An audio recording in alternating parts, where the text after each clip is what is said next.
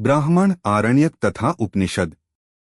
संहिता के पश्चात ब्राह्मणों, आरण्यकों तथा उपनिषदों का स्थान है। इनसे उत्तर वैदिक कालीन समाज एवं संस्कृति के विषय में जानकारी प्राप्त होती है। ब्राह्मण ग्रंथ वैदिक संहिताओं की व्याख्या करने के लिए गद्य में लिखे गए हैं। प्रत्येक संहिता के लिए अलग अलग ब्राह्मण ग्रंथ है, जिसे सारणी में दिया गया है। इन ब्राह्मण ग्रंथों से हमें परीक्षित के बाद और बिंबसार के पूर्व की घटनाओं का ज्ञान प्राप्त होता है। ऐत्रेय में राज्याभिषेक के नियम एवं कुछ प्राचीन राजाओं के नाम दिए गए हैं।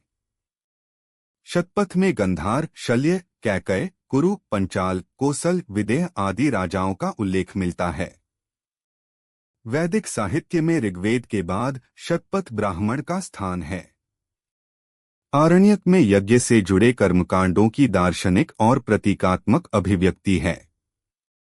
उपनिषदों की संख्या 108 है, जिनमें 13 को मूलभूत उपनिषदों की श्रेणी में रखा गया है। इसमें यज्ञ से जुड़े दार्शनिक विचार, शरीर, ब्रह्मांड, आत्मा तथा ब्रह्मा की व्याख्या की गई है। स्त्री की सर्वाधिक गिरी हुई स्थिति मैत्रेयी संहिता से प्राप्त होती है, जिसमें जुआ और शराब की भांति स्त्री को पुरुष का तीसरा मुख्य दोष बताया गया है।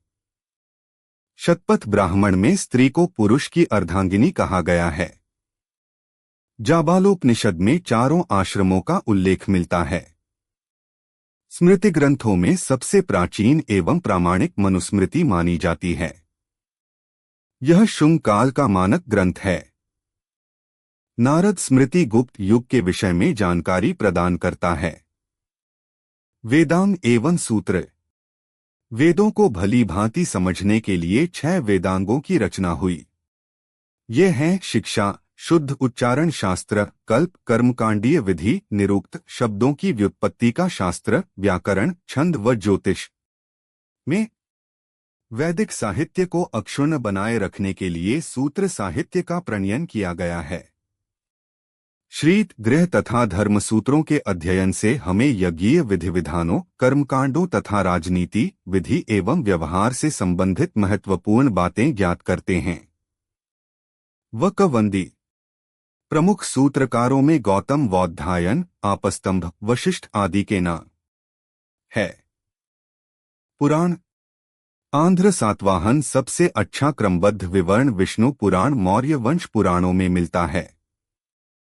इसके मत्स्य पुराण रचिता लोमहर्ष अथवा इनके वायु पुराण गुप्त वंश वंशावली पाई जाती है। पुत्र उग्रश्रवा माने जाते हैं। इनकी संख्या 18 है, जिनमें से केवल 5 मत्स्य, वायु, विष्णु, ब्राह्मण एवं भागवत में ही राजाओं की। नोटह पुराणों में मत्स्य पुराण सबसे प्राचीन एवं प्रामाणिक है। अधिकतर पुराण सरल संस्कृत श्लोक में लिखे गए हैं। स्त्रियां तथा शूद्र जिन्हें वेद पढ़ने की अनुमति नहीं थी, वे भी पुराण सुन सकते थे। पुराणों का पाठ पुजारी मंदिरों में किया करते थे।